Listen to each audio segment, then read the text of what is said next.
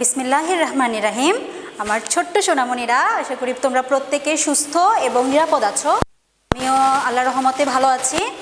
তো বর্তমান পরিস্থিতিতে আসলে সবচেয়ে বেশি খারাপ অবস্থায় আছে হচ্ছে আমাদের শিক্ষার্থীরা, বা সবচেয়ে বেশি ক্ষতির সম্মুখীন কিন্তু আমাদের শিক্ষার্থীরা, কারণ তোমাদের পড়াশোনার অনেক ক্ষতি হচ্ছে।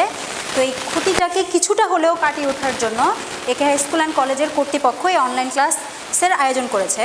তো এই অনলাইন ক্লাসের ধারাবাহিকতায় আজকে আমি তোমাদের সাথে আলোচনা করব ষষ্ঠ শ্রেণীর বিজ্ঞান বিষয় নিয়ে। বিজ্ঞানের ইতিপূর্বে তোমাদের মডেলের সিলেবাস অনুযায়ী বিজ্ঞানের সারসংশ্লেষণ অধ্যায়টা নিয়ে আলোচনা করা হয়েছে। আজকে আমি তোমাদের জন্য আরেকটা গুরুত্বপূর্ণ অধ্যায়, তৃতীয় অধ্যায় উদ্ভিদ ও প্রাণীর কোষীয় সংগঠন নিয়ে আলোচনা করব। তোমাদের দ্বিতীয় মডেলের সিলেবাসে যে কয়টি চ্যাপ্টার আছে তার মধ্যে এই চ্যাপ্টারটা খুবই গুরুত্বপূর্ণ। তো আসো আমরা শুরু করি। এই অধ্যায়ের শুরুতেই আমাদের বেশ কিছু আলোচ্য বিষয় আছে, আমরা আলোচ্য বিষয়গুলো একটু দেখি।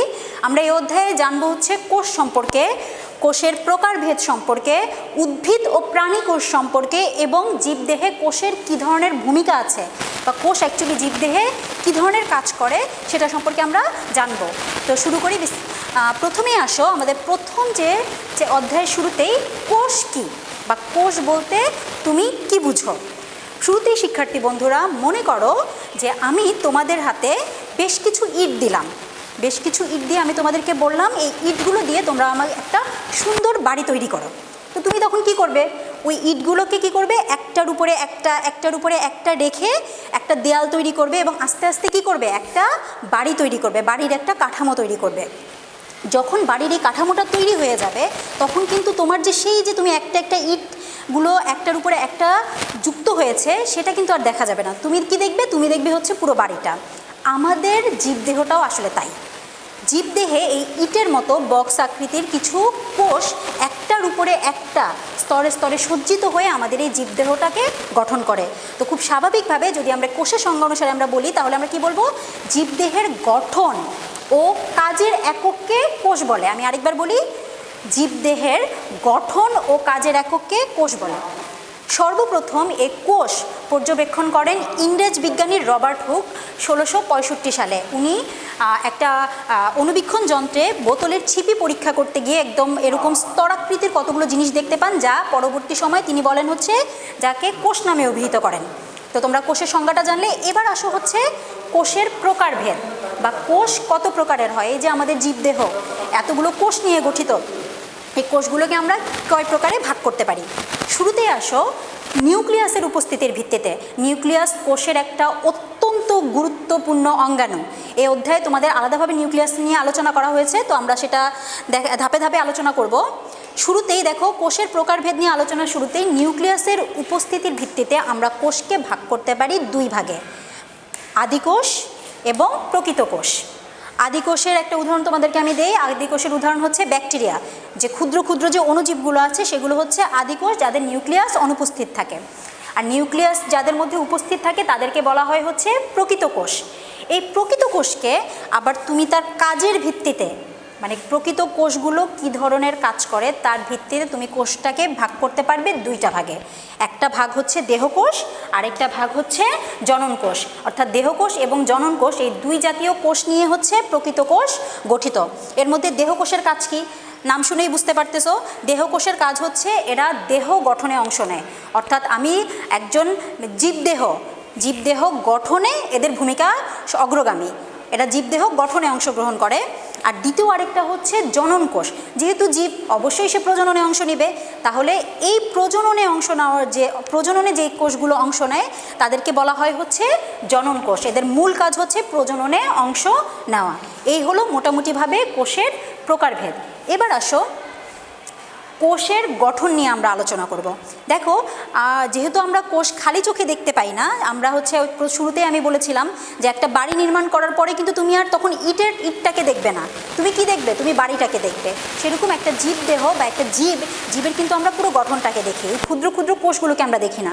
অর্থাৎ কোষ খুবই ক্ষুদ্রাকৃতির, শুধুমাত্র অণুবীক্ষণ যন্ত্রের সাহায্যেই কোষকে দেখা যায়। তো এই অণুবীক্ষণ যন্ত্রের সাহায্যে কোষের বিভিন্ন গঠন জানা যায়, বা কী কী অংশ নিয়ে কোষ গঠিত সেটা জানা যায়। সেই গঠনগুলো নিয়ে আমরা আলোচনা করব। কোষ হচ্ছে দুই ধরনের, যে জীবকোষ দুই ধরনের, একটা হচ্ছে উদ্ভিদ কোষ, আরেকটা হচ্ছে প্রাণী কোষ। দেখো একটু পাশে একটা চিত্রে আমি হচ্ছে অণুবীক্ষণ যন্ত্রের মাধ্যমে দেখা প্রাণীকোষ এবং উদ্ভিদ কোষের একটা চিত্র আমি এঁকেছি, যেন তোমরা একটু মোটামুটিভাবে ধারণা পাও যে আমার প্রাণীকোষটা দেখতে কীরকম হয় এবং উদ্ভিদ কোষটা দেখতে কীরকম হয়। তো আসো আমরা এরকম ধাপে ধাপে এদের বিভিন্ন অংশগুলো নিয়ে আলোচনা করি, বা কী কী অংশ নিয়ে এই উদ্ভিদ এবং প্রাণীকোষগুলো গঠিত সেই অংশগুলো নিয়ে আমরা আলোচনা করি। একেবারে শুরুতেই কোষের একেবারে শুরুতেই হচ্ছে যে অংশটা আছে তার নাম হচ্ছে কোষ প্রাচীর। কোষ প্রাচীর বা যে আবরণীটা দিয়ে কোষ আবদ্ধ থাকে সেই প্রাচীরটা। তবে এই কোষ প্রাচীরটা হচ্ছে উদ্ভিদ কোষে দেখা যায়। উদ্ভিদ কোষে কোষ প্রাচীর দেখা যায়, কিন্তু প্রাণী কোষে কোনো কোষ প্রাচীর দেখা যায় না। আমি একটু তোমাদের চিত্রটাতে দেখাই। এখানে কোষ প্রাচীরটা হচ্ছে বাইরের যে আবরণটা আছে, উদ্ভিদ কোষের বাইরের একটা আবরণ তুমি দেখো, এই আবরণটা হচ্ছে কোষ প্রাচীর। কিন্তু প্রাণী কোষে এরকম কোনো কোষ প্রাচীর থাকে না। এটা হচ্ছে উদ্ভিদ এবং প্রাণী কোষের একটা পার্থক্যকারী বৈশিষ্ট্য, যে উদ্ভিদ কোষে কোষ প্রাচীর আছে, প্রাণী কোষে কোষ প্রাচীর নেই। দ্বিতীয় আরেকটা যে অংশ, সেই অংশটার নাম হচ্ছে প্রোটোপ্লাজম। ঠিক আছে, এটা হচ্ছে কোষ প্রাচীরের অভ্যন্তরে পাতলা পর্দা বিশিষ্ট একটা জেলির মতো থকথকে পদার্থ। আমি আরেকবার বলি, কোষ প্রাচীরের অভ্যন্তরে অর্থাৎ কোষ প্রাচীর দিয়ে পুরো ঘেরা থাকবে একটা পাতলা পর্দা বিশিষ্ট, খুবই পাতলা একটা পর্দা থাকে এবং জেলির ন্যায় একটা থকথকে, তোমরা জেলি সবাই দেখেছো বা জেলি দেখো একটু কীরকম জানি আঠালো হয়, একটু থকথকে হয়, এরকম থকথকে পদার্থটার নামই হচ্ছে প্রোটোপ্লাজম। এই প্রোটোপ্লাজমকে বলা হয় হচ্ছে জীবনের ভিত্তি, অর্থাৎ জীবনের ভিত্তি এই প্রোটোপ্লাজমের উপরে দাঁড়িয়ে আছে। তো এই প্রোটোপ্লাজমের অংশ, কোষের প্রোটোপ্লাজমের তিনটে অংশ থাকে। আসো আমরা দেখি, প্রথম অংশটার নাম হচ্ছে কোষ ঝিল্লি। তোমরা যদি একটু চিত্রে লক্ষ্য করো, দেখো প্রাণী কোষে এবং উদ্ভিদ কোষের ভিতরে আমি কোষ ঝিল্লিটাকে চিহ্নিত করে দিয়েছি। এটা হচ্ছে কোষ ঝিল্লি, ঠিক আছে, যেটা দিয়ে কোষটা আবদ্ধ থাকে। দ্বিতীয় আরেকটা যে অংশ, সেই অংশটা খুব গুরুত্বপূর্ণ, সেই অংশটার নাম হচ্ছে সাইটোপ্লাজম। আমরা যখন কোষের প্রকারভেদ নিয়ে কথা বলেছিলাম তখনই বলেছিলাম নিউক্লিয়াসের কথা। তো নিউক্লিয়াসকে একটা হচ্ছে, তুমি নিউক্লিয়াসকে বাদ দিলে, প্রোটোপ্লাজম থেকে তুমি যদি নিউক্লিয়াসকে বাদ দাও, বাকি যে অংশটা থাকে সেই অংশটা হচ্ছে সাইটোপ্লাজম। তো তার মানে তুমি বুঝতে পারতেছো সাইটোপ্লাজমটা হচ্ছে একটু বড়, অনেকটুকু কোষের অনেকটুকু অংশ জুড়েই সাইটোপ্লাজমটা অবস্থিত। তো এই সাইটোপ্লাজমের কাজ কী? সাইটোপ্লাজমের কাজ হচ্ছে বিভিন্ন ধরনের, আমাদের এই যে কোষগুলো আমার শরীরের বিভিন্ন ধরনের কাজগুলো করতেছে, ধাপে ধাপে ধাপে ধাপে যে কাজগুলো আমার করতেছে, তো এদের জন্য আমাদের ছোট ছোট কিছু অঙ্গাণু আছে। এই অঙ্গাণুগুলোকে ধারণ করা হচ্ছে সাইটোপ্লাজমের কাজ। অর্থাৎ সাইটোপ্লাজমে তুমি বিভিন্ন কিছু অঙ্গাণু দেখতে পাবে, যে অঙ্গাণুগুলো জীবদেহে কাজ সম্পন্ন করে। আসো সাইটোপ্লাজমে দেখা কিছু অঙ্গাণুর নাম বলি। ফার্স্টেই দেখো প্লাস্টিড। এই প্লাস্টিড হচ্ছে উদ্ভিদ কোষে থাকে, কিন্তু প্রাণী কোষে থাকে না। উদ্ভিদের এই যে বিভিন্ন বর্ণ আমরা বলি, প্লাস্টিডকে বলা হয় হচ্ছে বর্ণাধার। এই যে তুমি তোমার চতুর্পাশে উদ্ভিদ দেখতেছো, সবুজ কালার দেখতেছো, রঙিন কালার ফুল দেখতেছো, রঙিন পাতা দেখতেছো, এগুলোর কারণ হচ্ছে প্লাস্টিড।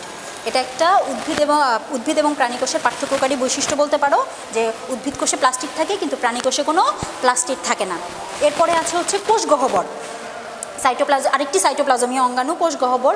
তো আবার একটু চিত্রে যাই, দেখো চিত্রে কোষ গহ্বরটা বড়, অর্থাৎ উদ্ভিদ কোষে কোষ গহ্বরটা তুলনামূলকভাবে আকারে একটু বড় হয়। আর প্রাণী কোষে থাকতেও পারে, নাও থাকতে পারে। যদি থাকে তাহলে এই যে দেখো ছোট্ট একটা কোষ গহ্বর, অর্থাৎ প্রাণী কোষে যদি এটা অবস্থান করে এটার আকারটা একটু ছোট হয়, আর উদ্ভিদ কোষেরটা কী হয়, তুলনামূলকভাবে বড় হয়। আর তৃতীয় আরেকটা অঙ্গাণু, খুবই গুরুত্বপূর্ণ অঙ্গাণু, তার নাম হচ্ছে মাইটোকন্ড্রিয়া, যেটা তুমি উদ্ভিদ এবং প্রাণী উভয় কোষের মধ্যে তুমি মাইটোকন্ড্রিয়াকে দেখতে পাবে, এবং এর অনেকগুলো কাজও আছে। তো এর পরবর্তী যে অংশটা কোষের, সেটার নাম হচ্ছে নিউক্লিয়াস। একটা কোষের সবচেয়ে গুরুত্বপূর্ণ অংশটাই হচ্ছে নিউক্লিয়াস। এখন নিউক্লিয়াসের সংজ্ঞা দেখো, প্রোটোপ্লাজমের মধ্যে ভাসমান গোলাকার বস্তু, অর্থাৎ প্রোটোপ্লাজমের মধ্যে একটা ভাসমান গোলাকার বস্তুটাকে কি বলা হয়, নিউক্লিয়াস বলা হয়। এটি কোষের, এই নিউক্লিয়াস হচ্ছে কোষের সকল প্রকারের শারীরবৃত্তীয় যত ধরনের কাজ একটা জীবকোষে সংগঠিত হয়, সকল ধরনের শারীরবৃত্তীয় কাজ হচ্ছে নিউক্লিয়াসের মাধ্যমেই সম্পাদন হয়। তার মানে বুঝতেই পারতেছো এর গুরুত্ব কত বেশি। এই নিউক্লিয়াস হচ্ছে 4টি অংশ নিয়ে গঠিত। এই অংশগুলো দেখো কি কি। প্রথমটা হচ্ছে নিউক্লিয়ার মেমব্রেন, এরপর আছে হচ্ছে নিউক্লিওপ্লাজম, নিউক্লিওলাস, ক্রোমাটিন তন্তু। আমি আরেকবার একটু বলি, দেখো 4টা অংশ। প্রথমে হচ্ছে nuclear membrane, nucleoplasm, nucleolus, chromatin তন্তু। তোমাদের পাঠ্য বইতে এই 4টা অংশ সম্পর্কে খুব ভালোভাবে ব্যাখ্যা করা হয়েছে। তোমরা একটু পাঠ্য বই থেকে এই অংশগুলোর ব্যাখ্যাগুলো পড়ে নিবে, বা এগুলো কোনটা কী কাজ করে এটা একটু পড়ে নিবে। সময় স্বল্পতার জন্য এখানে পুরোপুরিভাবে আলোচনা করতে পারছি না। তো এই গেল নিউক্লিয়াস। তো তোমরা মোটামুটিভাবে একটা জীবকোষের গঠন সম্পর্কে তোমরা জানলে, জীবকোষ কী কী অংশ নিয়ে গঠিত, আমরা কী কী পেলাম। কোষ প্রাচীর, প্রোটোপ্লাজম, প্রোটোপ্লাজমের আবার 3টা অংশ, কোষ ঝিল্লি, সাইটোপ্লাজম, নিউক্লিয়াস, নিউক্লিয়াসের আবার 4টা অংশ। এগুলো সবগুলোই তোমরা দেখলে। তো এগুলো তোমরা হচ্ছে বইয়ের ভিতরে বিশদভাবে আলোচনা করা হয়েছে, তোমরা একটু বইটা দেখে নিবে। এরপরে আসো আমাদের আরেকটা যে টপিক, এই যে আমরা এতক্ষণ জীবকোষ নিয়ে পড়তেছি, এই জীবকোষের ব্যবহারটা কী বা ভূমিকাটা কী আসলে আমাদের দেহে। এই যে স্তরের পর স্তর, শুধুমাত্র কি দেহ গঠন, শুধু কি সে দেহই গঠন করবে, নাকি তার আরও কিছু ভূমিকা আছে? শুধু দেহ গঠন জীবকোষের ভূমিকা না, এছাড়াও সে আরও অনেক কাজ সম্পাদন করে। তার মধ্যে মূল কিছু কাজ আমি তোমাদের একটু বলি। দেখো, তার প্রথম কাজটাই হচ্ছে দেহ গঠন করা। একেবারে শুরু থেকেই আমি তোমাদেরকে বলে আসছি, একটা দেহ গঠন করে কিসের মাধ্যমে? কোষের মাধ্যমে। তো তার মূল প্রথম কাজটাই হচ্ছে দেহ গঠন করা। দ্বিতীয় আরেকটা কাজ হচ্ছে, সেই যে জীবকোষ এতগুলো অঙ্গাণু ধারণ করতেছে, এতগুলো তার অংশ, এই অংশের মাধ্যমে সে কী করবে? আমরা যে দৈনন্দিন জীবনে আমাদের যে খাদ্যটা হয়, শরীরের যে প্রয়োজনীয় যে খাদ্য, যেটার মাধ্যমে তুমি শক্তি পাচ্ছ, এই খাদ্যটাকে উৎপাদন, শরীরের জীবকোষের প্রয়োজনীয় খাদ্য উৎপাদন করাটা হচ্ছে এই কোষের কাজ। দ্বিতীয় আরেকটা হচ্ছে শক্তি উৎপাদন, যার মাধ্যমে তুমি চলতেছো, তুমি দৈনন্দিন সমস্ত কাজ করতেছো। এই শক্তিটা তুমি কোথা থেকে পাচ্ছ? কোষ থেকে পাচ্ছ। ঠিক আছে। এরপরে আসা হচ্ছে খাদ্য ও পানি সঞ্চয়।